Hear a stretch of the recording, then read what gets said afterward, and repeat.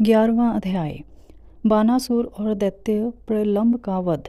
ब्रह्मा जी बोले, नारद, जब तारकासुर कुमार कार्तिकेय के द्वारा मारा गया, तब यह देखकर सभी देवताओं, ऋषि मुनियों सहित जनसाधारण में प्रसन्नता की लहर दौड़ गई। सभी खुश थे। सभी देवताओं ने मिलकर भक्ति भाव से कार्तिकेय की स्तुति की। तभी क्रौंच नामक एक पर्वत दुखी होकर कार्तिकेय के पास आया।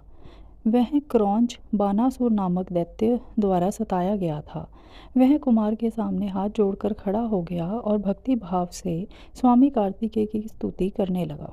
तत्पश्चात बोला, हे प्रभो, बानासुर मुझे बहुत कष्ट दे रहा है, आप उससे मेरी रक्षा कीजिए। तब कार्तिकेय ने पर्वतराज क्रौंच की स्तुति से प्रसन्न होकर क्रौंच को सांत्वना दी। जब पर्वतराज क्रौंच शांत हो गए, तब कुमार कार्तिकेय ने उन्हें उनके दुखों और कष्टों से छुटकारा दिलाने हेतु भगवान शिव का स्मरण करके वहीं से अपनी अद्भुत शक्ति का परिचय देते हुए एक अनोखी शक्ति छोड़ी। इस शक्ति का प्रयोग कुमार कार्तिकेय ने उस दुष्ट राक्षस बानासुर पर किया था। तब वह शक्ति दैत्यराज बानासुर को भस्म करके शीघ्र ही कार्तिकेय के पास वापस लौट आई। यह शक्ति जब उनके पास वापस पहुंच गई, तब वे क्रौंच से बोले, हे पर्वतराज क्रौंच, अब आपको बानासुर नामक दैत्य से डरने की कोई आवश्यकता नहीं है। मैंने बानासुर को मारकर तुम्हारी इस परेशानी को सदा सदा के लिए हल कर दिया है। अतः अब तुम अपने भय को छोड़कर हमेशा के लिए निर्भय हो जाओ। अब तुम प्रसन्नतापूर्वक अपने घर की ओर प्रस्थान करो। बानासुर के भय से मुक्ति का समाचार पाकर पर्वतराज क्रौंच बहुत प्रसन्न हुआ और उसने भक्ति भाव से कार्तिकेय की स्तुति की।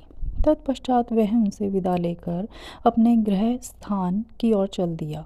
वहां पहुंचकर क्रौंच ने अपने स्वामी कार्तिकेय की प्रसन्नता के लिए भगवान शिव के 3 शिवलिंगों की स्थापना की। प्रतिगेश्वर, कपालेश्वर और कुमारेश्वर नामक ये 3 शिवलिंग विश्व विख्यात हैं और लोगों की आस्था और भक्ति का जीता जागता उदाहरण हैं। ये शिवलिंग सिद्धिदायक हैं और 16 महान ज्योतिर्लिंगों में सम्मिलित हैं।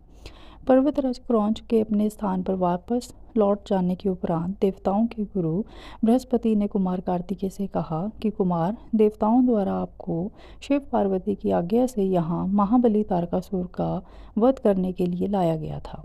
इस अभीष्ट कार्य की पूर्ति हो चुकी है, अतः अब आपको कैलाश पर्वत पर लौट जाना चाहिए। गुरु बृहस्पति की बात अभी पूरी भी नहीं हुई थी कि तभी प्रलंबासुर नामक दैत्य ने बहुत उपद्रव मचाना शुरू कर दिया और लोगों को कष्ट देना आरंभ कर दिया। तब शेष जी के पुत्र कुमुद दुखी अवस्था में कुमार कार्तिकेय के पास आए। वहां आकर कुमुद ने कार्तिकेय की स्तुति की और कहा, हे प्रभु, मैं आपकी शरण में आया हूँ। हे गिरजा पुत्र, मुझे प्रलंबासुर की प्रताड़ना से मुक्ति दिलाइए। तब कुमार कार्तिकेय ने प्रसन्नतापूर्वक कुमुद को प्रलंबासुर द्वारा दिए गए कष्टों से मुक्ति दिलाने हेतु अपनी शक्ति द्वारा उसका भी संहार कर दिया।